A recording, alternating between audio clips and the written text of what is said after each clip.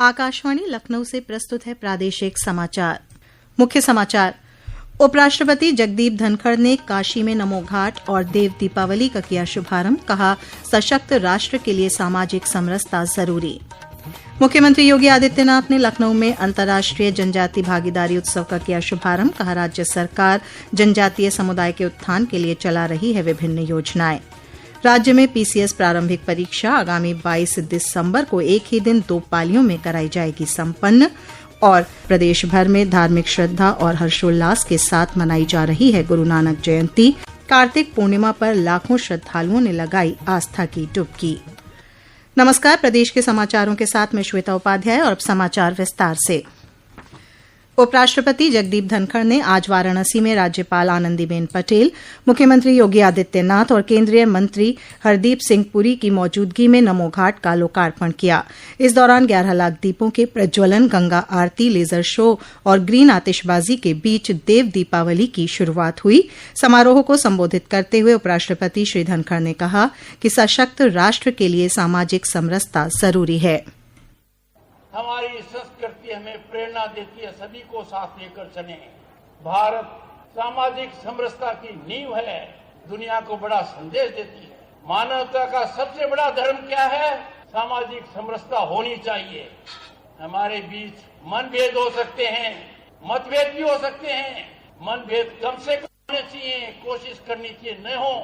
पर जब राष्ट्र हित के मामले में हम कुछ लोगों को देखते हैं कि वो इसको सर्वोपरि नहीं रखते, तो देश में चुनौती का वातावरण बनता है। उस वातावरण के प्रति सजग रहने के लिए हमारी सांस्कृतिक माला जो है, हम सबको उसी का हिस्सा रहना है। इससे पहले कार्यक्रम को संबोधित करते हुए केंद्रीय मंत्री हरदीप सिंह पुरी ने कहा कि केंद्र सरकार की विभिन्न योजनाओं से काशी का स्वरूप लगातार बदल रहा है। भारत की प्राचीन सभ्यता में काशी का एक विशेष स्थान है। ये संस्कृति और सभ्यता का संगम है। माननीय प्रधानमंत्री श्री नरेंद्र मोदी जी के नेतृत्व में काशी का स्वरूप बदल रहा है। ये विरासत और विकास एक साथ कदम मिलाकर चल रहे हैं। एक तरफ इंफ्रास्ट्रक्चर प्रोजेक्ट्स विकास का प्रतीक बन रहे हैं, तो दूसरी तरफ यहाँ आने वाले तीर्थ यात्रियों के लिए आधुनिक सुविधाओं का विकास हो रहा है। इस अवसर पर राज्य मंत्री रविन्द्र जायसवाल और दयाशंकर मिश्र दयालु सहित क्षेत्रीय जनप्रतिनिधि और गणमान्य लोग मौजूद थे। नमो घाट पर्यटकों के लिए नया आकर्षण का केंद्र बन गया है और 75 फीट ऊंचा नमस्ते स्कल्पचर गंगा किनारे का मुख्य आकर्षण बना हुआ है। प्रधानमंत्री नरेंद्र मोदी ने आज जनजातीय गौरव दिवस के अवसर पर बिहार के जमुई में भगवान बिरसा मुंडा की 150वीं जयंती वर्ष समारोह की शुरूआत की। इस मौके पर प्रधानमंत्री ने एक स्मारक सिक्का और डाक टिकट का अनावरण किया। इस अवसर पर श्री मोदी ने ग्रामीण और दूर दराज के इलाकों में जनजातीय समुदायों के विकास के लिए 6,640 करोड़ रुपए से अधिक की विकास परियोजनाओं का लोकार्पण और शिलान्यास भी किया। इस अवसर पर प्रधानमंत्री ने बिरसा मुंडा के योगदान और बलिदान के प्रति श्रद्धांजलि अर्पित करते हुए कहा कि देश की आजादी और जनजाति गौरव के लिए यह सदैव याद किए जाएंगे। उन्होंने कहा कि 60,000 से अधिक आदिवासी गांवों के विकास के लिए सरकार ने एक विशेष अभियान शुरू किया है। इधर मुख्यमंत्री योगी आदित्यनाथ ने आज लखनऊ में भगवान बिरसा मुंडा की 150वीं जयंती के अवसर पर आयोजित अंतर्राष्ट्रीय जनजाति भागीदारी उत्सव का शुभारंभ किया। इस मौके पर श्री योगी ने कहा कि भगवान बिरसा मुंडा ने देश की आजादी और जनजातीय समुदाय के विकास में महत्वपूर्ण भूमिका निभाई। बिरसा मुंडा और जनजाति समुदाय के बलिदान को भुलाया नहीं जा सकता। मुख्यमंत्री ने जनजातीय समुदाय के उत्थान का जिक्र करते हुए कहा कि राज्य में समुदाय के सर्वांगीण विकास के लिए विभिन्न योजनाएं चलाई जा रही हैं।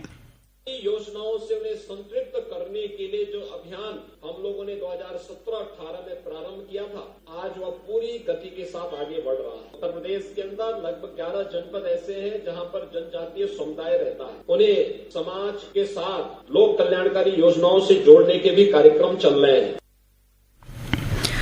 मुख्यमंत्री ने कहा कि जनजातीय समुदाय की विरासत और संस्कृति सुरक्षित रहे, इसके लिए कई जगहों पर म्यूजियम बनाए जा रहे हैं। उन्होंने कहा कि राज्य सरकार बलरामपुर और सोनभद्र में संग्रहालय बना चुकी है। इस मौके पर राज्य के समाज कल्याण मंत्री असीम अरुण ने कहा कि प्रदेश सरकार वनवासी समाज को वनाधिकार दिलाने के लिए पूरी तरह तत्पर है। मुख्यमंत्री योगी आदित्यनाथ ने आज लखनऊ में 4 दिवसीय कृषि भारत सम्मेलन का उद्घाटन किया। CII के सहयोग से आयोजित कृषि क्षेत्र के विकास और नवाचार पर आधारित कृषि और प्रौद्योगिकी सम्मेलन के अवसर पर मुख्यमंत्री ने कहा कि कृषि क्षेत्र में आज सबसे बड़ी चुनौती कृषि लागत को कम करना और अत्याधुनिक तकनीक का उपयोग करके कृषि को केमिकल मुक्त करना है। उन्होंने कहा कि इसके लिए परस्पर सहयोग से समाधान निकालना होगा। श्री योगी ने कहा कि सरकार किसानों की आवश्यकताओं और उनके आर्थिक उत्थान के प्रति समर्पित है तथा इस दिशा में विभिन्न योजनाओं के साथ ठोस उपाय किए जा रहे हैं। सम्मेलन में करीब 1 लाख किसान और देश विदेश की 200 से ज्यादा कृषि उत्पाद कंपनियां हिस्सा ले रही हैं। ये समाचार आप आकाशवाणी लखनऊ से सुन रहे हैं। ताज़ा समाचार जानने के लिए आप हमारी वेबसाइट news.air.gov.in पर लॉगिन कर सकते हैं। इसके साथ ही आप प्रादेशिक समाचारों का ये बुलेटिन हमारे YouTube channel news on AIR Lucknow पर भी सुन सकते हैं।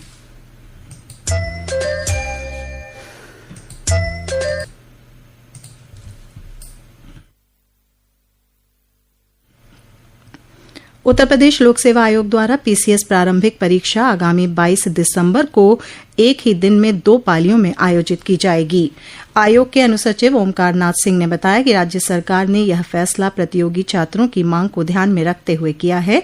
इस बीच समीक्षा अधिकारी और सहायक समीक्षा अधिकारी प्रारंभिक परीक्षा 2023 जो 22 और 23 दिसंबर को होनी थी उसे स्थगित कर दिया गया है। इस सिलसिले में उत्तर प्रदेश लोक सेवा आयोग के वरिष्ठतम सदस्य कल्पराज सिंह की अध्यक्षता में 4 सदस्यीय समिति का गठन किया गया है।